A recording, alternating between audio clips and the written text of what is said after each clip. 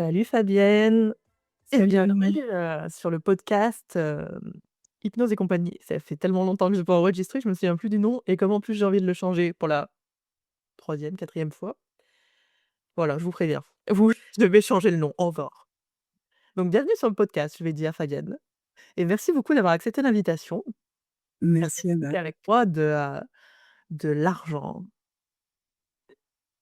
Alors, Fabienne, toi tu es coach spécialisée dans le rapport à l'argent, notamment des femmes.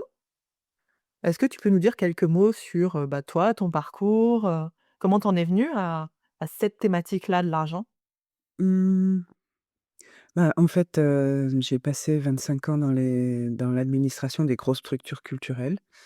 Hem, je pense que toute petite déjà, je n'aimais pas l'argent ou quelque chose comme ça, parce que j'en ai écrit des pages et des pages et des pages dans mon carnet intime. Et je crois que j'avais 12 13 ans quand j'ai écrit, «L'argent est le virus de l'humanité». C'était comme une espèce de fixette, hein. Et bon, la culture, c'était un nid tout trouvé pour avoir du sens à ma vie et en même temps pour être un petit peu loin des questions de profit et d'intérêt. Je l'explique comme ça maintenant, hein, au départ, je me suis juste engouffrée dans tout un espace qui me semblait, génialissime, avec mes compétences d'administratrice. Alors après, c'était chargé de production, chargé de réalisation, et cetera. Et puis j'ai fait un burn-out et pendant le temps de reconstruction, je suis tombée sur, les débuts des sommets en ligne de développement personnel, parce que c'était, en 2012 et je suis tombée sur, cette phrase extraordinaire de Nathalie Cariou qui disait: «C'est pas l'argent qui est un problème, c'est comment nous le regardons». C'était comme une espèce de comment nous l'utilisons et cetera, ce que nous projetons dessus et ça, c'était, vraiment ce que j'avais besoin d'entendre à ce moment-là. Je me suis beaucoup intéressée à, justement, m'emparer de ma capacité à, m'occuper de mon argent. J'ai trouvé ça, profondément émancipateur. J'ai continué et puis, quand elle a lancé sa première cohorte pour apprendre à devenir un coach financier, je me suis inscrite, j'ai fait la formation. Et puis très vite, je me suis retrouvé coach financier. J'ai je sais pas, j'avais, à ce moment-là surtout des mes clients, c'était surtout les personnes que je connaissais depuis longtemps, les artistes et cetera, qui, finalement dans ce milieu-là, il y a quand même un problème à l'argent qui est encore un petit peu différent du problème, général. C'est, on fait pas les choses pour de l'argent dans ce milieu-là, hein. De la même façon que dans le milieu des accompagnants, on fait pas du tout notre travail pour l'argent. Mais tout autant ça fait, ça crée des twists, hein. C'est presque comme si, il y avait ce truc de, oui, bah, déjà, ça te plaît ton travail et tu vas pas demander de l'argent en plus, quoi. Et je me suis vite aperçue que le fait de savoir faire, les compétences techniques, les tableaux et tout ça, les tips, qu'on répète, dans tous les bouquins, sur la relation à l'argent, qu'il faut dépenser moins que ce qu'on gagne. OK. C'est pas tellement ça le sujet, en fait, c'est plutôt comment on les met en œuvre et la difficulté à les mettre en œuvre, en fait. C'est-à-dire Oh. en général, la plupart des gens savent, le minimum, hein, gérer, épargner, investir. OK. Et pourtant on le fait pas. Enfin globalement, on le fait très peu.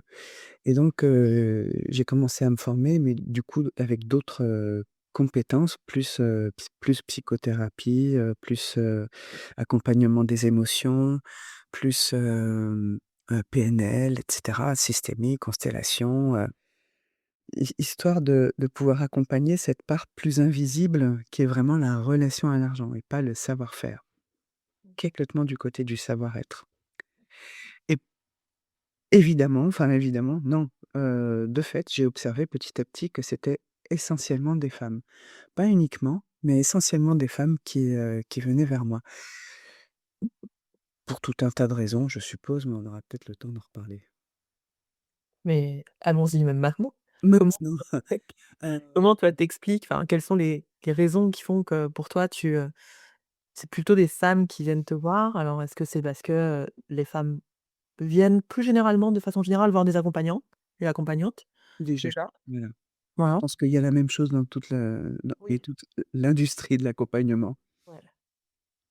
Donc il y a déjà ça et ensuite le rapport à l'argent, c'est le rapport au réel quelque part, aux besoins. C'est beaucoup moins perché, qu'on le croit et ceux qui enfin, il y a des multiples façons de regarder ça. Les femmes d'une manière générale, vont être plus proches de la la vraie gestion, c'est-à-dire comment on nourrit les besoins qu'on a avec l'argent dont on dispose. Heu, les les hommes vont, plus généralement être dans la recherche de gagner de l'argent, de gagner plus d'argent. C'est très stigmatisé, hein, ce que je dis, mais d'une certaine façon, c'est plus, il y a beaucoup plus de littérature hein, et d'accompagnement sur comment on fait pour gagner plus d'argent que sur comment on fait pour s'occuper de l'argent qu'on a, en fait, hein. Hem et comment on fait pour, gérer, en réalité. On apprenait ça encore, dans toute l'école primaire, il y a, je sais pas 70 ans, 80 ans, hein, à la sortie de la guerre. Ça s'appelait l'économie ménagère et c'était une, discipline qui était enseignée aux filles, l'économie ménagère. Les garçons, ils vont chercher la cuisse de mammouth, en fait, hein et les filles, elles s'occupent de regarder comment on fait le repas avec, quoi. C'est très, genré ce que je dis, mais c'est vraiment ce que j'observe, y compris dans le discours, mainstream, il y a vraiment quelque chose de l'ordre de les garçons, ils ont pas besoin qu'on leur apprenne, comment on fait pour s'occuper de l'argent, quoi. Ils savent, c'est inscrit dans leur chair. Heu, les femmes, il y a une très grosse différence, en fait, de relation à l'argent entre, les hommes et les femmes. Un homme, en fait, on peut regarder dans les contes de fées, la plupart du temps, quand on lui demande combien il vaut, il va juste dire se rasseoir tranquillement et puis dire, «Ah bah, moi, 80 000 par an, à peu près». Une femme, on lui demande combien elle vaut, c'est tout juste si elle va pas se prendre ses mensurations. Mmh. Elle va se regarder. Hem, un homme, il produit une valeur qu'il donne dans le monde, hem et pour lui, c'est naturel, c'est culturel aussi bien sûr, hein, mais pour lui, c'est évident qu'il reçoit un retour, une reconnaissance, de l'argent notamment. Mais, mais ça peut être de la reconnaissance de base, hein, si, j'ai encore vu ça chez des amis de mon fils, lui, il fait, il sort tout ce qu'il faut du lave-vaisselle, il regarde sa chérie et il lui dit: «Non mais tu as vu?» Bravo! Ouais, tu vois? Il faut qu'il y ait un regard, il faut qu'il Ouais. y ait une reconnaissance. C'est évident, c'est normal. L'homme, il produit quelque chose, il y a quelque chose qui vient en retour. Pour la femme, pas du tout.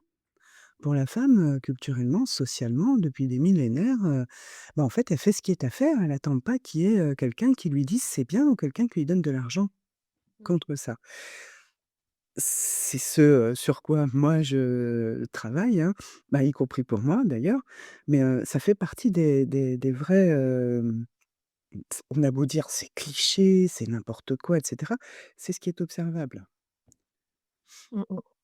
Bah, Mmh. là, bon, c'est étudié, enfin, c'est la base du patriarcat, Oui, oui. donc c'est Le rapport des hommes avec, un accompagnement, mmh, au sujet de l'argent, bah, en fait, avant qu'ils s'aperçoivent, qu'ils aient la sensibilité, la finesse, la compréhension qu'il y a des ressorts et cetera, qui peuvent les empêcher de s'épanouir et tout ça, mais en fait, il faut qu'ils aient déjà fait un petit travail sur eux-mêmes, qu'ils aient cette sensibilité, cette appétence, et cetera. C'est pas encouragé du tout, en fait, oui, j'allais dire, c'est pas ce qu'on leur vend non plus. pas du tout. Quand on voit les coachs qui vendent, 10 000 par mois et compagnie, enfin, ça continue quoi, ce genre de truc, c'est vraiment faire plus, plus, plus, quoi. Bah, ça, c'est pour tout le monde, c'est pour les hommes et pour les femmes. Mais, heu, mais chez les femmes, il y en a enfin, en tout cas, chez les personnes qui viennent me voir, il y a beaucoup de femmes qui sont plutôt dans, en fait, j'ai beaucoup travaillé sur moi-même, j'ai fait déjà pas mal de chemin et cetera. Il y a un endroit dans lequel je vois que ça résiste, que mes comportements sont différents de ce qui me semble être moi, quoi, hem et bah, c'est l'argent. C'est vraiment la question, phare de Gabor Maté, je sais pas si tu connais Ouais. ce docteur-là, qui dit: «Mais comment se manifeste l'écart entre ton authenticité et tes comportements?» Et en fait, ça, c'est une vraie demande. C'est-à-dire de tout à coup, bah, en fait, malgré tout le travail que je fais sur moi-même, j'arrive à un endroit où je réalise que ce qui se passe avec l'argent, c'est pas, c'est pas aligné, quoi. OK. Et en même temps, c'est aussi, le dernier endroit où on a envie d'être aligné, hein, parce que l'argent est très facilement associé à la liberté, si je regarde l'argent, ça touche, ma frustration, ma liberté et cetera. Enfin, on est dans un endroit qui est très, haine, amour, très ambivalent aussi, hein. Mmh. Oui, il y a beaucoup de clichés aussi dessus, enfin de croyances qu'on peut avoir sur le fait que pour faire de l'argent, faut être un enfin voilà, faut pas avoir trop de valeur, faut, Ouais, énormément de aider clichés. les autres, Mmh. des choses comme ça, quoi. Tu c'est un peu ce que tu disais qu'il y avait des blocages par rapport au savoir-faire technique, finalement et qui étaient plus internes, ces blocages-là. Oui. Et toi, tu as quel type de blocage tu vois, souvent? C'est des croyances, c'est des Ah bah, émotions, c'est la différence entre le savoir-faire technique et le savoir-être, elle est super évidente quand tout à coup c'est, une contrôleuse de gestion, une expert comptable, qui viennent me voir en disant: «Mais, ça» ou je sais pas, ou des grandes conseillères financières dans des startups, qui viennent me voir en me disant, «Bon, ben, voilà, en fait, je vois bien que mon rapport à l'argent, il est calamiteux, que je peux très bien gérer l'argent de mes clients, mais que tout à coup, quand il s'agit d'avoir le même salaire que, mon collègue, d'à côté qui est payé quand même 35 de plus que moi et qui a moins de résultats, je vois bien qu'il y a un sujet». Mmh. Et ça, c'est pas du coup, c'est pas du tout une question de compétences techniques. C'est vraiment, de plein fouet, mmh, bah, oui, c'est la place de la femme dans la société, c'est sa capacité à aller, réclamer, l'équivalent de la valeur qu'elle donne dans cette société et cetera. OK. Et ça, ce qui les empêche pour toi, c'est toute l'éducation qu'on a reçue un peu en tant que femme à être, gentille, plus petite, à prendre déjà ce qu'on nous donne, c'est déjà pas mal ou Oui, en fait, c'est sociétal, j'imagine aussi que c'est individuel, suivant les oui, familles dans lesquelles on a vécu, il y a une part,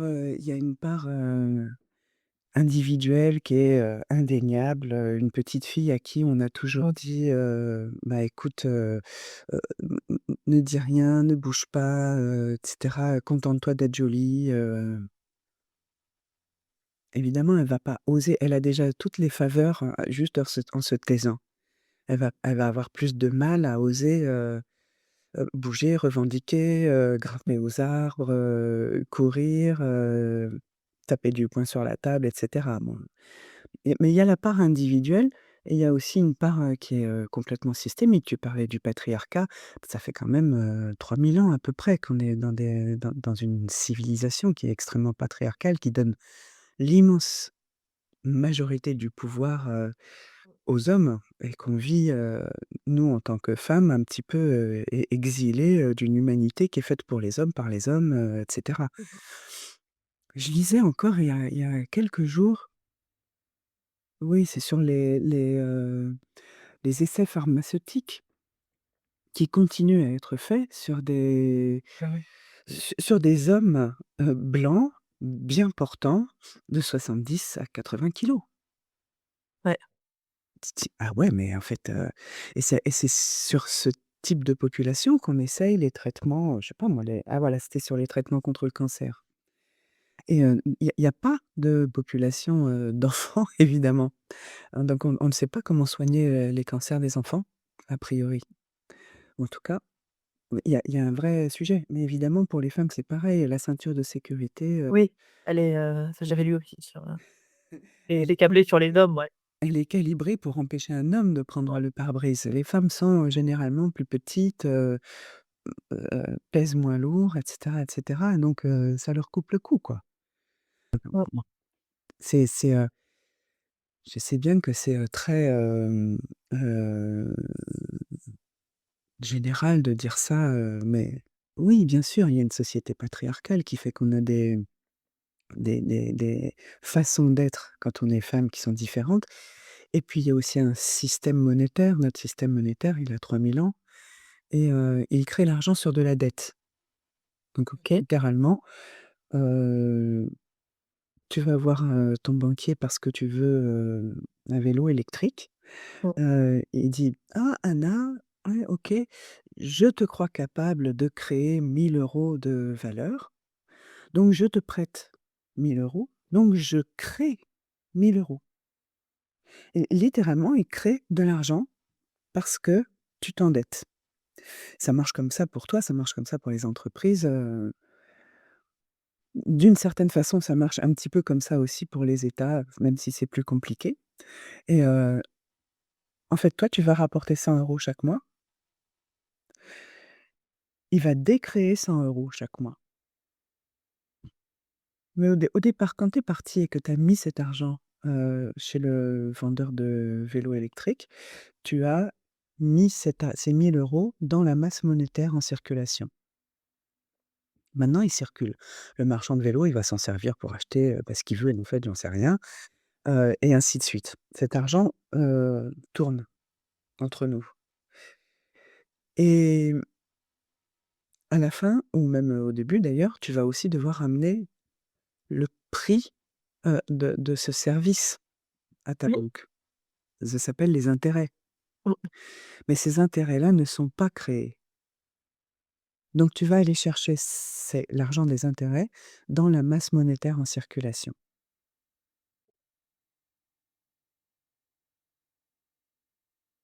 Là, tu vois que je suis en train d'intégrer le truc. Je pensais que c'était créé aussi, moi. Mmh, Donc je prends des sous, des trucs en circulation, en travaillant par exemple, que je ramène au banquier ouais. sur un truc qui n'a Donc pas été créé. bah, oui, ça n'a pas été créé. Donc en fait, ça nous met tous en compétition Ouais.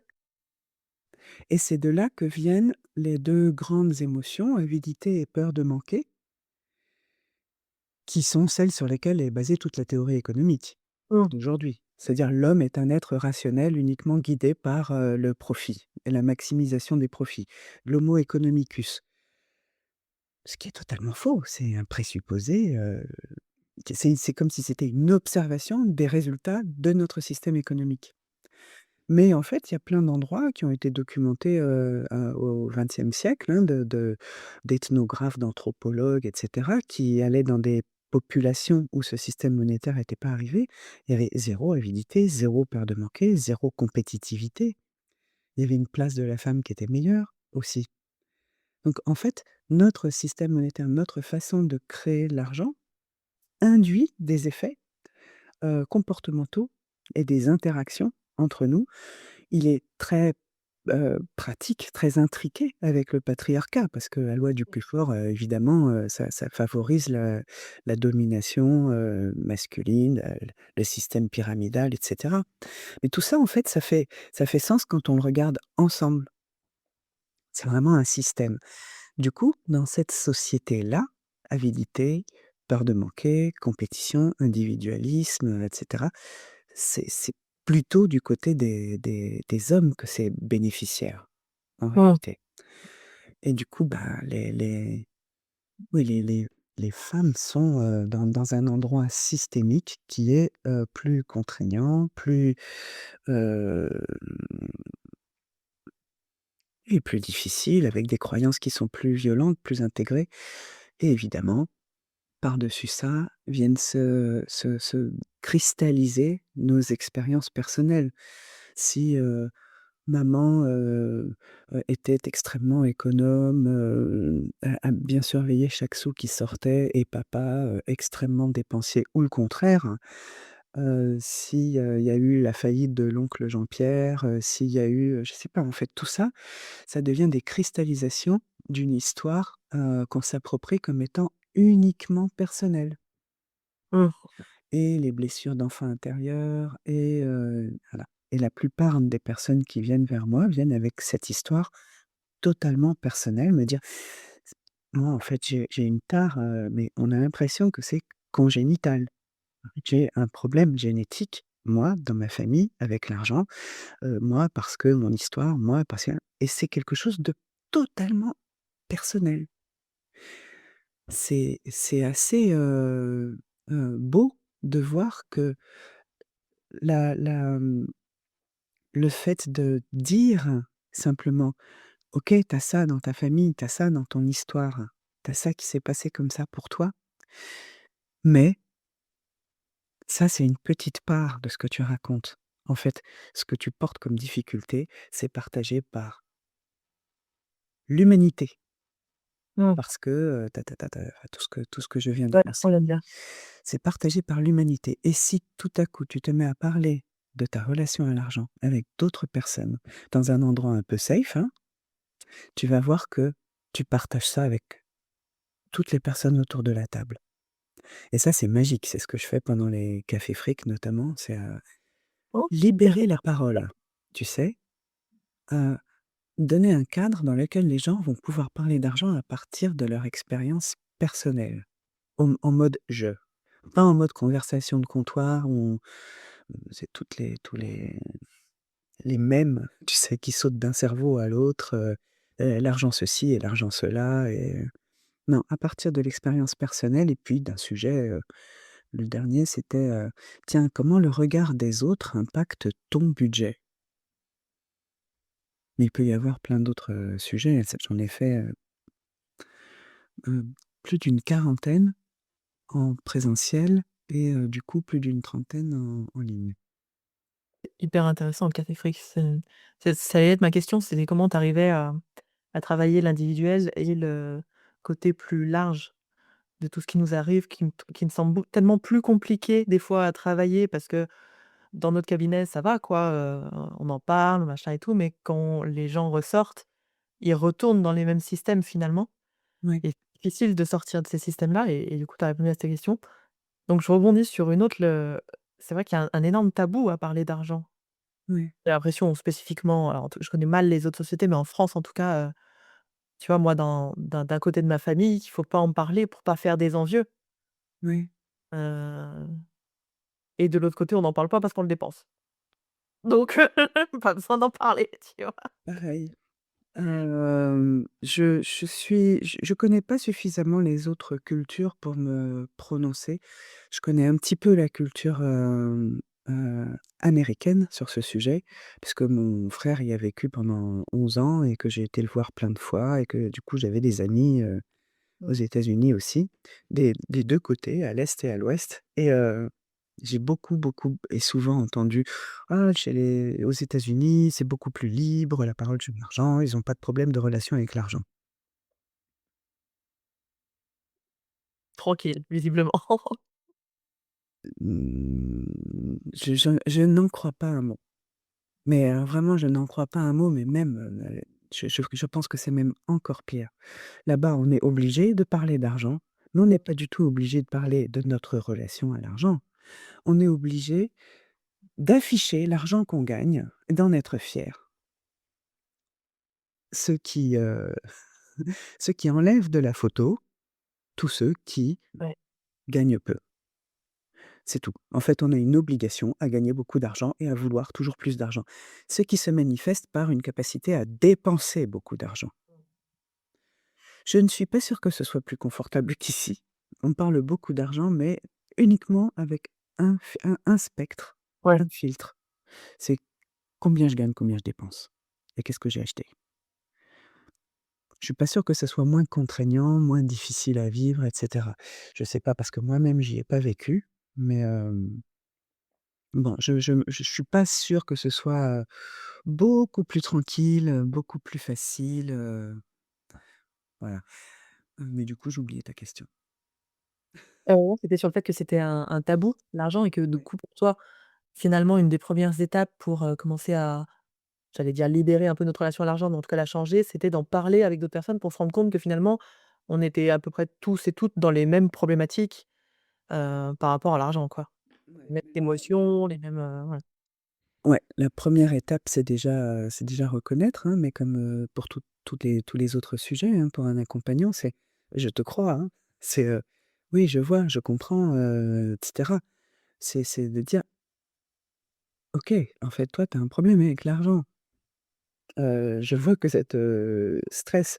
Mais effectivement, il peut y avoir des gens qui n'osent pas ouvrir leur application, qu'ils ont sur leur smartphone, hein, que ça met en panique. Oui. J'ai je crois, je prétends que, la relation à l'argent est un trauma systémique, Mmh. en tout cas, chez nous. Pour que tant de gens soient stressés au possible, à l'idée de regarder leur compte, Mmh. pour que, je sais pas moi, ça m'est arrivé souvent, hein, de croiser des personnes qui, finalement ont une conversation avec moi, qui voient mes publications depuis très longtemps et qui me disent: «Ah mais moi, si j'avais su que toi tu en parlais comme ça, mais moi quand je vois un truc avec l'argent, c'est ouf, ça me fait mal direct, ça me tord le ventre, donc je regarde pas». Il y a quelque chose qui est assez, assez fort, assez bouillonnant, assez, enfoui. Oui, il y a un tabou, il y a plein de façons de l'aborder, il y a, bah, en fait, le 1 que je vois moi, c'est qu'on est dans une société qui nous a beaucoup, beaucoup, dans une civilisation judéo-chrétienne, qui nous a beaucoup dit que c'est normal d'en chier ici, dans notre vie. La vraie vie est ailleurs. Mmh. C'est tu ici, c'est difficile, c'est douloureux, tu vas gagner ton pain à la sueur de ton front et cetera, tu n'as pas le droit à être ambitieuse, tu n'as pas le droit à chercher le bonheur, c et de toute façon, tu as pas faim, tu as pas soif, tu as pas froid, on nous a beaucoup enseigné une énorme distance avec nos besoins, avec notre corps, avec nos ressentis, avec nos émotions. Et quelque part, en fait, l'argent, ça sert à nourrir nos besoins, d'abord. Ou en tout cas, c'est ce qu'on oublie, ce contre quoi je m'indigne, hein. On oublie que d'abord, ça sert à nourrir nos besoins, au départ. Mais pour ça, il faut encore les sentir, nos besoins. Il faut les écouter, il faut les reconnaître, et cetera. Et il y a quand même des très grosses émotions qu'on met tout le temps de côté, notamment avidité, peur de manquer, qu'on a bien appris à ne pas regarder du tout. Parce que c'est activé. J'ai lu un chiffre qui me semble énorme, que je n'ai pas, vérifié, fact-checké et cetera, qui dit qu'on est, soumis à, en moyenne, 16 000 messages publicitaires par jour, depuis notre naissance. L'immense majorité des messages publicitaires activent soit l'avidité, soit la peur de manquer. Voilà. La peur de manquer, on en parle beaucoup, donc je me la représente très bien. L'avidité me paraît, dans ma représentation, c'est pas bien, quoi. C'est, l'envie, la jalousie, comment tu le définis toi, l'avidité? C'est ce qui fait tourner le monde. C'est la cupidité, c'est l'appât du Ouais. gain. OK. C'est le principal moteur, des guerres, c'est le principal moteur. C'est pour ça qu'on a une industrie, du médicament plus qu'une industrie de la santé. C'est pour ça qu'on a, enfin, c'est ce qui fait tourner le monde, la cupidité. Et évidemment, on n'aime pas entendre cette partie-là de nous, mais c'est aussi ce qui fait marcher les soldes. Oui. Et il y a des gens qui moi, c'est pas il y a des gens, moi, j'ai acheté une paire de chaussures qui était trop petite pour mes pieds et je le savais. Parce qu'elle était magnifique, elle était à -70 alors qu'elle était très chère. Je me souviens avoir payé 270 € il y a plus de 15 ans, parce que cette paire de chaussures était sublime. Est-ce que tu les as mises? Mais Pas du tout. limite, de 2-3 soirées, je me suis rendu compte que je pouvais pas même pas respirer, tu vois? Donc ça, c'est de l'avidité pure, hein. Mais je suis pas la seule, il y a tellement enfin, les soldes, ça fonctionne sur ce truc-là, c'est-à-dire: «Viens acheter, c'est pas cher» et du coup, ça nous enlève le la partie du cerveau qui peut dire: «Ah bah, ça, j'en ai besoin, quoi». Ouais, Ouais, ça me plaît même juste. «Ah bah, c'est de la soie, c'est à moins 30, je le prends. Ah dommage, c'est pas la couleur que j'aime mettre, mais au moins c'est un truc en soi, enfin, tu vois, c'est la les soldes fonctionnent sur la cupidité. Ce couple d'émotions est extrêmement fort, extrêmement, moteur et en grande partie inconscient. Pour beaucoup de gens, ils vont dire: «Non, mais moi j'ai aucune peur de manquer». Ce qui est le cas, très souvent, c'est pas, ressenti pour des gens qui ont, tu sais, le même salaire, le même, train de vie depuis longtemps et qui sont du coup assez tranquilles avec, la gestion de leur argent. Mais par contre, ils vont me dire: «J'ai jamais le temps». Ou alors je manque d'amour, ou alors je manque de liens, je manque de ceci, je manque de cela. Elle va se m ça la peur de manquer, elle envahit, en fait, la peur de manquer d'argent. mmh, On ne voit que le côté peur de manquer d'argent, mais cette, fonction-là, enfin cette émotion-là, ce truc qui est un moteur énorme dans notre vie là, il peut se manifester dans tous les endroits de notre vie. C'est vraiment ce couple-là, c'est un couple d'ombres, je sais pas si tu es familière ou si les auditeurs de ton podcast sont familiers avec la notion d'ombre d'un archétype. Jung avait, dit que les archétypes sont à l'âme humaine ce que les instincts sont au corps et il avait défini tout un cat fait un comment? Un catalogue, catalogué, tout un tas d'archétypes, hem et les archétypes on les retrouve dans toutes les civilisations, depuis que l'homme est homme, dans toutes les histoires sur tous les continents, c'est vraiment des figures, que l'être humain, s'approprie en fait pour s'identifier, pour grandir, pour, exemplifier et cetera et il avait vu qu'il y avait 4 archétypes principaux: l'amant, le guerrier, le souverain et le sage. Enfin, c'est pas le sage, si on va dire c'est le sage et chaque archétype a des ombres qui sont, c'est en général 2 ombres, en yin et en yang, en excès et en défaut. Comme ça, le souverain, en fait, c'est quand on n'a pas intégré pleinement la souveraineté, ce qui est le cas de quand même peu d'individus, hein, c'est soit l'abdicataire, soit le tyran qui va se manifester. Bon, je ne vais pas faire le catalogue de toutes les ombres, comme ça, mais il y a un homme, qui était, un grand monsieur de la finance et de l'économie qui s'appelle Bernard Lietaer, qui a fait, un ouvrage magnifique qui s'appelle «Au cœur de la monnaie», dans lequel il fait une enquête et il dit: «Mais en fait, ces 2 émotions jumelles-là, pardon, l'avidité et la peur de manquer, ça ressemble tellement à des ombres d'un archétype et s'il y avait un archétype manquant?» mmh, Et sur quoi il tombe? Sur la disparition, mais vraiment la disparition totale, le refoulement intégral d'un archétype énorme, il y a 3000 ans, au moment du début de cette façon-là de créer l'argent, du début de notre système monétaire et c'est l'archétype de la déesse mère. L'archétype de la fécondité, de la croissance, de l'interdépendance, de la confiance. On est vraiment là avec l'archétype et ses ombres et donc une des, façons, merveilleuses d'aller, regarder ces 2 émotions très fortes qui sont liées à l'argent, c'est d'aller, déjà de les faire émerger, d'où la pertinence incroyable de commencer à en parler avec, d'autres personnes en fait, hein, de libérer la parole, de voir qu'on a tous ce truc. de peur de manquer et d'avidité qu'on déteste chez nous, c'est ouvrir la boîte de Pandore, hein, littéralement.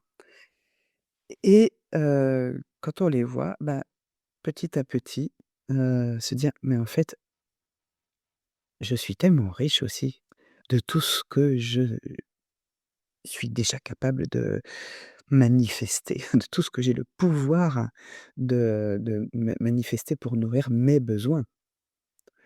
En fait, je peux manger. En fait, j'ai un ordinateur. En fait, je suis même en train de regarder internet. En fait, j'ai un toit sur la tête. En fait, j'habite dans une société où je peux, m'exprimer. En fait, il y a voilà, la on l'entend souvent, mais c'est tellement vrai, hein, que c'est, la peur de manquer et l'avidité. Leur remède principal, c'est la reconnaissance. C'est la Mmh. c'est la gratitude, c'est de dire: «Tiens, va regarder autour de toi, tout ce qui te montre le plein, va regarder autour de toi tous les objets qui te parlent de l'amour de toi».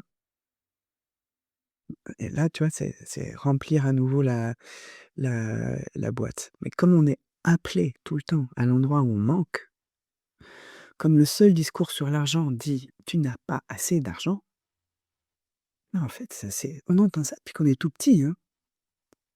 Donc on finit par être assez convaincu de ça et c'est désagréable, alors on l'écoute pas. Mais du coup, ça fait partie des des des, mmh, des drivers pour se comporter avec l'argent. Hyper intéressant, trop bien. Heu, Toi, dans tout ça, comment tu travailles? Donc j'entends par le fait d'ouvrir la parole. Tu m'avais aussi expliqué, tu passais par le corps, par les émotions. Quel lien tu fais entre le donc avec j'imagine la peur de manquer, qui et le la même l'avidité, je l'ai marqué parce que je retiens pas le mot, que je Oui, je suis dans le déni et l'avidité, donc tu passes par le corps pour travailler tout ça, par l'émotionnel que ça crée? Comment ouais, ouais? ouais, ouais, ouais, vraiment. C'est-à-dire, en séance, quand je fais du coaching de groupe ou du Ouais. coaching individuel, je vais demander à la personne: «Mais qu'est-ce qui se passe à l'intérieur de toi? Qu'est-ce qui se passe là tout de suite?» Heu, je sais pas, mais en fait, je peux pas me mettre je n'arrive pas à regarder ce que je dépense maintenant que j'ai vu que, je dépense trop en dépenses compulsives, par exemple. Bah, je peux pas, c'est complètement bloqué, ça me terrifie, OK. Mais là, c'est vraiment l'écoute de l'émotion. Ça te fait mal à quel endroit? Qu'est-ce qui se passe dans ton corps? Qu'est-ce que c'est le ressenti? Est-ce que tu peux laisser de la place à ce ressenti? Quelle couleur? Quelle forme? Quel mouvement? Quelle densité? Et cetera. Est-ce qu'on peut aller écouter tout ça? Et partir dans le ressenti, c'est aller toucher l'enfant, en fait. C'est aller toucher le moment où les choses ont pu commencer à se cristalliser, à se crisper. C'est aussi, du coup, proposer d'aller prendre soin de cet enfant. Dire: «OK, tu lui laisses de la place à ce ressenti». C'est, faire émerger qu'il y a, justement un soi, un grand et un soi petit et un soi grand qui peut prendre soin du soi petit. C'est, apprendre à mettre une petite distance, à revenir dans un espace de sécurité, là où le petit vient, parce que c'est relativement inconscient, vient, bloquer, induire nos comportements en fait, de façon, refoulée, inconsciente, peu importe. Mais quand ça fait des années, des années, des années que, systématiquement, chaque fois que je passe dans un marché, je m'achète, des fringues, et cetera, que j'empile, que je revends sur Vinted, que je que je donne, ou avec lesquels je me fais du mal en disant, «Ah mais je suis vraiment trop conne, machin, nin nin». Et ben, en fait, il y a vraiment, là, pour le coup, une différence entre mon authenticité avec parfois même avec, ça peut être chez des personnes qui sont profondément, contre, la fast fashion, qui ont une grande envie d'avoir des dépenses qui sont plus, vertueuse pour, notre monde, pour le vivant et cetera. Donc c'est d'autant plus culpabilisant Ouais. et pour autant, j'arrive pas à faire autrement? Et ben, en fait, vas-y, fais émerger ça. Donc la proposition générale enfin, il y a la proposition d'aller regarder ça en séance, mais la proposition générale qui va avec ma formation, c'est, moi je dis gérer son argent et ses émotions. Évidemment, on gère pas les émotions, hein, mais c'est un raccourci que beaucoup de gens comprennent beaucoup mieux que si je disais, gérer son argent et se laisser traverser par les émotions, ça le ferait pas. Mais c'est vraiment cette invitation à aller, pour chaque retrouver de la conscience. Pour chaque transaction, qu'est-ce qui se passe à l'intérieur de moi? Comment je me sens, en fait? Littéralement, comment je me sens? Quel est le besoin que je suis en train de nourrir? Parce que ça peut être un besoin d'appartenance, ça peut être, le besoin d'éviter une émotion, ça peut être le besoin de je sais pas, quand on va s'acheter une pâtisserie à 9h30 le matin alors qu'on vient de sortir du petit déjeuner, il y a des chances pour que ce soit pas de la faim qu'on soit en train de nourrir. C'est autre chose et c'est intéressant de savoir cette autre chose-là. C'est intéressant d'aller écouter ça. C'est prodigieux ce qu'on peut apprendre sur nous-mêmes quand on regarde comment effectivement on utilise notre argent. Donc on apprend plein de choses, on s'instruit de notre relation à l'argent, des émotions qu'on a envie d'éviter, de nos croyances, de nos réels besoins et cetera. On apprend petit à petit à nourrir différemment nos réels besoins parce que si, systématiquement je vais m'acheter des fringues quand je suis en colère, ça coûte beaucoup d'argent de ne pas écouter ma colère et ça va la laisser perdurer, hein. Je vais continuer à me laisser marcher sur les pieds et cetera. Alors que si tout à coup je dis: «Bah non, en fait, j'ai compris, je suis en colère, il faut que je pose une limite, je prends mon courage à 2 mains. D'accord, je vais peut-être m'acheter quelques jeans en attendant, mais au moins je sais que c'est là qu'il faut que j'aille». Mmh. Et je vais m'occuper de ma colère, je vais m'occuper de ma détresse, je vais m'occuper de mon manque de reconnaissance, je vais m'occuper de ma tristesse, je vais m'occuper de mes émotions et je vais plus prendre l'argent comme, truc facile pour ne pas m'honorer, pour ne pas m'écouter, pour ne pas prendre soin de moi, pour m'oublier, pour me laisser dans la marmite avec toutes les émotions que j'ai pas envie de voir, quoi. C'est vraiment ça le système et du coup, quand je commence à mieux m'honorer, mieux nourrir mes propres besoins parce que j'ai appris à les écouter, parce que j'ai appris à naviguer avec, parce que j'ai appris à me laisser traverser, à regarder quelle était la meilleure façon de les nourrir et cetera. Et ben, en fait, je gère beaucoup mieux parce que j'affecte beaucoup mieux mes ressources et du coup, je me connais mieux et du coup, je me fixe des objectifs avec mon argent qui sont plus en lien avec ce qui je suis vraiment et c'est un cercle vertueux infini, en fait, hein.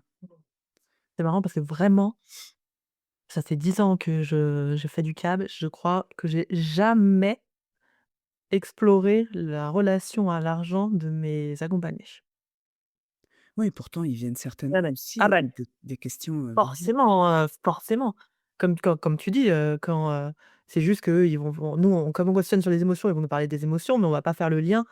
Tu vois, quand ils disent: «Bah, je vais, aller acheter en boulangerie typiquement, un truc parce que je suis en stress d'aller au boulot, parce que j'ai pas envie, parce que je suis en burn-out, parce que voilà». Voilà.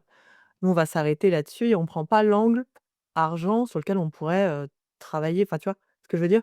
Bien On sûr, on oublie cet angle-là, qui est en fait un angle vachement intéressant pour pouvoir rentrer dans des problématiques plus, complètement. émotionnelles, et en lien avec la en effet, la les dépenses et cetera, quoi. C'est très intéressant. Mais moi, j'ai un peu l'impression que d'une manière générale, on ne regarde pas l'argent, on ne Ah oui, non. pétisse pas l'argent, c'est comme l'éléphant dans le magasin de porcelaine, quoi. Ça broie tout autour, mais on fait comme si, «Ah, c'est pas cet endroit-là qu'il faut regarder». Mais je Ouais. dis pas que nous, en tant qu'accompagnants, je dis, la société tout Oui, oui, entière fonctionne avec ce oui. sujet qui est un petit peu énorme, c'est-à-dire ça a remplacé, heu, sans le dire, toutes nos autres aspirations. On a envie d'être heureux, on a envie d'être en bonne santé, on a envie de oui, mais faut gagner de l'argent. Bah, Oui, mais faut, bah, tu sais, c'est ce que je disais tout à l'heure, regarde, les intérêts ne sont jamais produits, donc il faut continuer à, heu, emprunter davantage. C'est la base pour laquelle la croissance est obligatoire, nécessaire. C'est pour soutenir ce système monétaire. On ne peut pas faire autrement que d'avoir une croissance. J'ai une magnifique petite histoire pour illustrer ça. Je te l'enverrai, ou ça s'appelle «L'île des naufragés», elle est disponible sur internet. Mais le si toi tu vas voir le banquier, tu lui dis: «Je veux 1 000 € et puis X et Y et cetera», et tout le monde va voir, on a dans la masse monétaire en circulation que l'argent dont on a eu besoin. Heu, Tous les intérêts, c'est-à-dire, allez, 5 de cette masse monétaire, ils sont captés à un moment ou à un autre. Donc il faut redemander de l'argent pour continuer à échanger. Ouais. Voilà, ça c'est la base, extrêmement simplifiée, mais expliquée partout, hein. Sur YouTube, tu tapes, «Comment l'argent est créé», ça c'est très bien expliqué. C'est-à-dire, en fait, ce savoir est à disposition de tous, mais on fait comme si c'était pas nécessaire de le savoir. L'argent, en fait, il y a dans notre façon de créer l'argent, il y a la nécessaire croissance. On peut faire plein de choses différentes, on peut s'en sortir de plein de façons différentes, mais il y a un peu ce truc de «la noix ne voit pas sa propre coquille», tu sais? Le poisson peut pas, comprendre, enfin analyser, le son aqua le l'eau de son aquarium. On est vraiment dans ce truc-là. Pour ça, il faut, tu sais, sortir et dire: «Ah oui, ça fonctionne comme ça. Comment, qu'est-ce qu'on fait maintenant?» Tu vois? Est-ce que c'est OK? Est-ce que c'est pas OK? Est-ce que c'est OK d'être dans cette façon de créer l'argent qui nous rend, compétitifs, individualistes et cetera, qui oblige à la croissance? Est-ce qu'on pourrait pas trouver des alternatives? Il en parle très bien, monsieur Letailleur, c'était un des cofondateurs de l'écu, de l'euro donc. C'était un des directeurs de la Banque nationale de Belgique. C'est pas un c'est un grand monsieur de la finance, en fait, hein, et il dit très bien, en fait: «Notre système monétaire tel qu'il est, il va dans le mur». C'est simple, ça n'est pas résilient. D'abord parce que c'est hégémonique, mais il y a de multiples façons de faire, mieux. Et bon voilà, on ne le fait pas.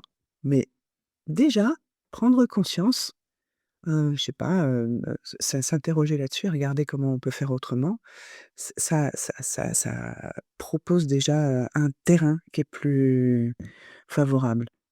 Parce que quand je vois le piège, je suis plus obligé de tomber dedans, quoi.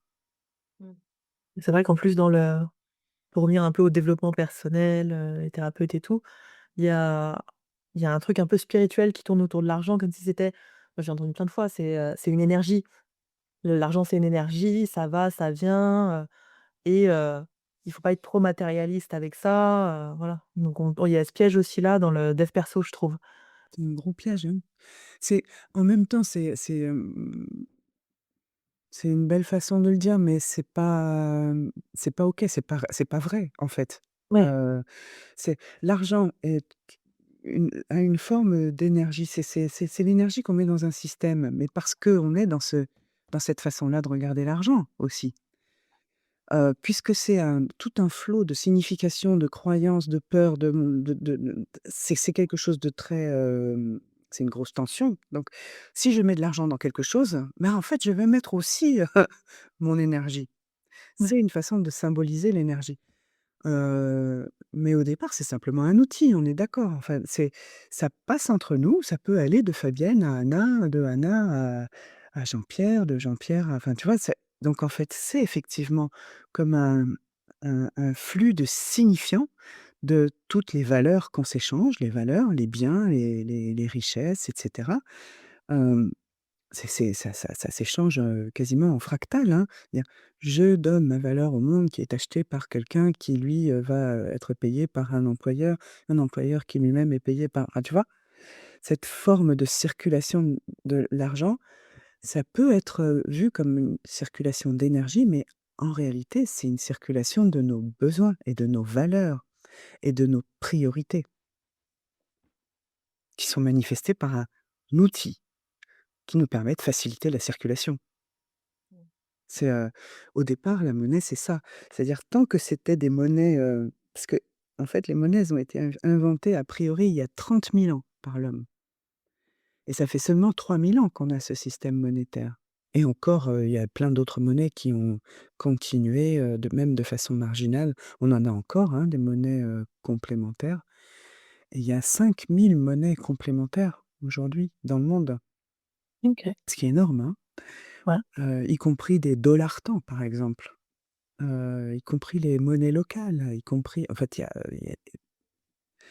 mais c'est notre système, qui est, un peu hégémonique et c'est le seul à créer de l'argent sur de la dette, ce qui veut dire aussi qu'il y a un avantage à le capter parce que, il fait des petits. Il y a une obligation d'en extraire une partie pour la rendre, aux banquiers et en fait, il est très, il favorise la rétention, en fait. Il favorise pas du tout la circulation. Ça en fait une monnaie yang alors qu'avant toutes les monnaies étaient yin. Elles étaient pas créées à partir de la dette et c'est pour ça qu'elles étaient aussi, très liées. Ce livre est vraiment génial, hein, je te le recommande. Très, très liées à l'archétype de la déesse mère pendant, des milliers d'années et à ce moment-là, le il n'y avait que cette partie de circulation, de confiance, d'inclusion, de facilitation, en fait. Pas du tout cette partie de rétention. Moi, je propose un argent yin, en fait. Comment j'utilise, mes ressources disponibles pour, atteindre, les résultats que j'ai envie d'atteindre pour mes projets et cetera. Pour Et être heureuse. par rapport aux thérapeutes, tout ça, hem, donc elles ont aussi toutes ces problématiques qu'on vient d'évoquer et en plus, elles sont à leur compte, donc elles doivent demander de l'argent, remettre des séances, ga enfin voilà, elles doivent, continuer, bah, voilà et créer de l'argent. C'est pas comme, comme tu parlais, tu sais, de cette personne qui serait, en salariat depuis des années, qui a un niveau de vie et cetera. En auto-entreprise, c'est souvent beaucoup plus, aléatoire et donc cette peur de manquer, que tu évoques et qui est énormément là et à l'avidité. Je ne suis plus dans le déni, ça y est, c'est bon et et on parlait en off de la taxe du care un petit peu. Qui est une notion américaine, mais du fait que, les métiers du soin sont souvent moins payés, en plus moins bien payés que d'autres métiers qui, finalement sont, pas moins essentiels, mais, si je vais le dire, moins essentiels, dans la vie. Comment, Ouais. ces thérapeutes, femmes, elles cumulent les problématiques, tu vois? Oui. Femme à son compte, dans le care. Comment on J'aime bien, aller regarder moi, c'est, ce dont on a un petit peu parlé déjà, c'est-à-dire, historiquement, culturellement, les femmes sont habituées, à faire ce qui est à faire. Le care en fait partie, oui, heu et elles ont toujours fait ça et sans demander de l'argent et tout à coup, faut, réinventer toute cette, tout ça et se mettre à demander de l'argent contre quelque chose qui est vu, perçu par nous, par, l'ensemble de la société comme: «Mais en fait, c'est normal de faire ça. C'est non en plus, tu sais le faire». mmh et je crois qu'en plus même ça devait être gratuit à une époque, il me semble, par l'église ou un truc comme ça. Il y Non, avait un truc en où dans réalité, c'est pas je crois pas. Enfin, j'ai vu des choses qui étaient vraiment à l'inverse, le les soignantes, les personnes qui prenaient soin de la société et d'ailleurs, les guides spirituels, quelles que soient les obédiences, en font partie aussi, ce sont des personnes qui sont prises en charge par la communauté Mmh. et c'était pas une question alors Pas une effectivement, question c'était d'argent, ouais. gratuit, mais elles étaient prises en charge par la communauté. Les sorciers, Nagual, en Amérique du Sud, et ben, en fait, on leur apporte un poulet. Les rebouteux, encore en France, on leur apporte des trucs à manger, ils disent: «Non, non, mais moi je veux pas d'argent», mais donc il y a toujours une forme d'échange Oh, oui. entre adultes a priori, il y a un échange. Oui. Il y a un nécessaire équilibre. Je donne ça, tu donnes ça. S'il y a un déséquilibre, c'est qu'on est en train de prendre soin et prendre soin, être sauveuse et crever la dalle, c'est pas cool, quoi. C'est pas c'est pas OK. On doit pas faire ça. Hem, il y a il y a il y a quelque chose de très, profond à déconstruire. C'est vrai que c'est systémique et cetera, mais maintenant ça fait quand même assez longtemps qu'on sait que, puis c'est vrai aussi que le développement personnel, même la psychothérapie, ça n'a que quoi, 150 ans? C'est pas c'est pas, inscrit, dans quelque chose de sociétal, nécessaire et cetera. On est encore dans quelque chose d'assez, neuf, le fait de prendre soin les uns des autres. Ce qui est pas le cas pour les médecins, ce qui est pas le cas pour les infirmières, ce qui est pas le cas pour les soignants, mais les accompagnants, c'est un endroit qui est, un peu, délicat. Donc il faut aller chercher au fond, en fait, comment on désactive ça pour, être, profondément, comment, installé dans la valeur qu'on est en train de donner. Et du coup, c'est pas une question de prix là. C'est extrêmement important d'aller parler de la valeur et de la valeur de ce que l'autre reçoit. Tu as extrêmement besoin, d'avoir quelqu'un avec qui tu peux parler et où ta parole est reconnue, où elle est entendue, où elle est écoutée, où elle est prise en considération. Ça a quelle valeur dans ta vie ça? C'est c'est prodigieusement important. Probablement les dans notre civilisation, dans notre société, il y a 150 ans, les gens s'écoutaient peut-être davantage, hein.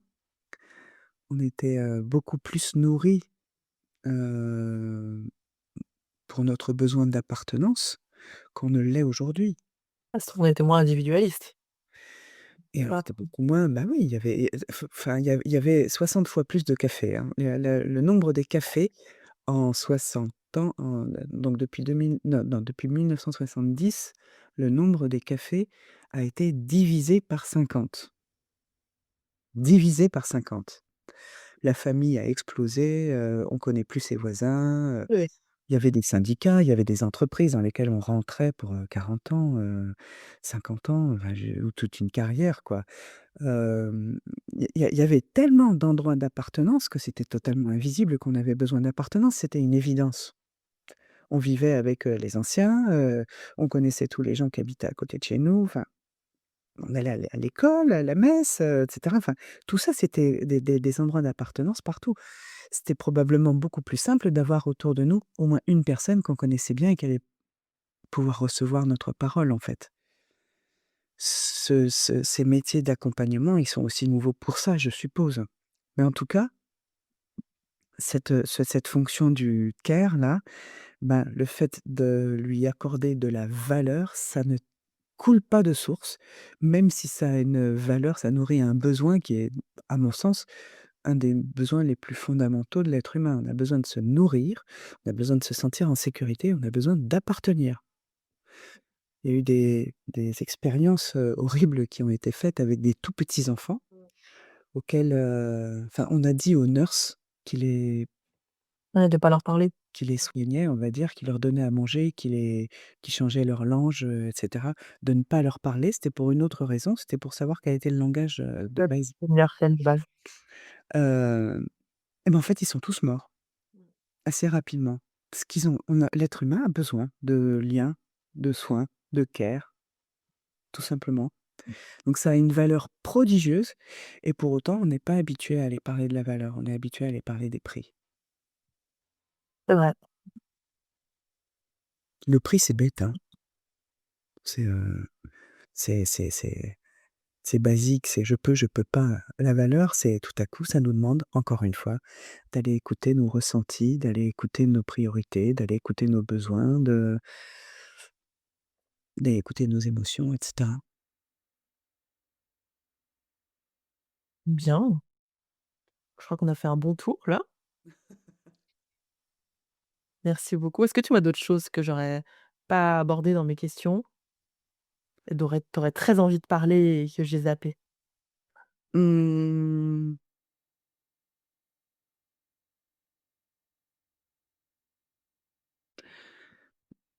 non, tu disais, en off avant, quel serait le premier petit pas Ah oui, le premier petit pas, ouais. pour faire pour faire la différence quoi, pour avancer différemment. Moi, je l'ai déjà dit un petit peu tout à l'heure, mais c'est vraiment à chaque transaction, aller écouter qu'est-ce qui se passe en moi? Oh, Qu'est-ce qui se passe en moi? Pour me connaître mieux, pour mieux nourrir mes besoins et cetera et cetera. Qu'est-ce qui se passe en moi? Quel est le besoin que je suis en train de nourrir?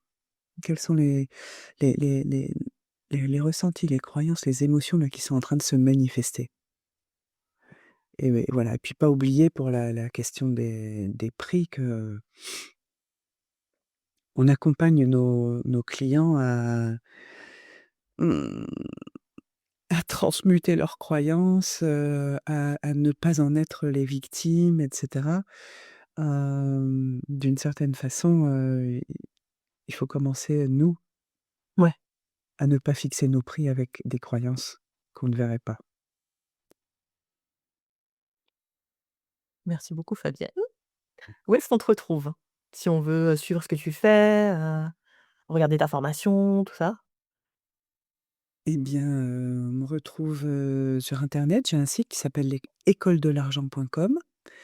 On me retrouve, et donc sur le site, on peut s'abonner à ma newsletter, ce sont les billets doux. Quand on est abonné à ma newsletter, on peut aussi participer au Café Fric, du coup, le premier samedi de chaque mois. On me retrouve à Marseille, au Café Fric, le dernier jeudi du mois, au Café de la Banque, évidemment. Hem J'adore. Et on me retrouve aussi, sur LinkedIn, Fabienne Dupuis, sur Instagram, Fabienne Dupuis, même si je suis, quand même de moins en moins sur les réseaux. Les réseaux? OK. Mais moi je reçois ta newsletter, elle est très cool. Ah mais merci! Ah mais je savais pas que tu la recevais. OK, dernière question. Qui est-ce que tu as envie d'entendre dans le podcast? Qui est-ce que j'ai envie d'entendre dans le Ouais, ou quel thème tu aurais envie d'entendre? C'est le truc pour moi, ça me donne des idées, tu sais? Parce qu'au bout d'un moment, je cale. ah écoute, j'ai fait une, formation à l'intuition l'année dernière avec Cédric et Claudine Esserméan et je les aime beaucoup. OK. Merci beaucoup Fabienne, d'avoir pris ce temps avec nous. C'est super sympa de ta part et de nous Merci avoir à toi expliqué pour tout ça. l'invitation. Et puis on te retrouvera aussi dans un projet secret en Oui. paix. Je n'en dis pas plus sur le projet secret pour l'instant, parce que je vais sortir ce podcast, je pense, cette semaine, tu vois? Dans la foulée. Mais, vous aurez des infos petit à petit. Encore un grand Je me merci. réjouis d'avance. Oui, ça va être trop bien.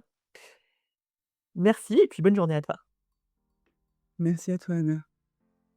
Ce qui va rester avec moi après cet épisode, et j'espère que vous aussi vous aurez des points qui auront été impactants pour vous, c'est d'abord cette idée que notre rapport à l'argent, c'est pas une faille et c'est pas, parce qu'on est mal foutu, mal éduqué ou qu'on a raté un truc et que c'est vraiment un trauma systémique, comme l'a dit Fabienne, que c'est 3000 ans de patriarcat, comme je le disais en intro, toute une histoire qu'on a, nous les femmes, avec l'argent, l'autonomie, le rapport aux hommes et au patriarcat, que c'est aussi tout le rapport au capitalisme. Et j'ai aussi beaucoup aimé, l'archétype qui manque, la déesse mère, la confiance, l'interdépendance, ça vraiment ça m'a marqué et qu'il ait disparu de notre façon de penser l'argent au moment où ce système s'est mis en place. Je trouve que c'est pour le moins, ça se fait poser des questions. Et puis il y a aussi la distinction entre le prix et la valeur. Le prix, le basique qu'on va donner à quelqu'un, le 80 € la séance, 70 et cetera, ce qui est déjà souvent assez difficile à faire, pour les thérapeutes notamment, lorsqu'elles débutent. Et puis, cette valeur qu'on offre et pareil, qui est aussi assez difficile parce que quand on prend des problèmes de légitimité, cette impression de ne pas être assez formé, qui parfois est juste d'ailleurs, hein, quand on a fait, que 30 jours de formation en hypnose, on a le droit et c'est logique de se sentir pas légitime à accompagner des gens sur des problématiques parfois intenses et profondes et difficiles.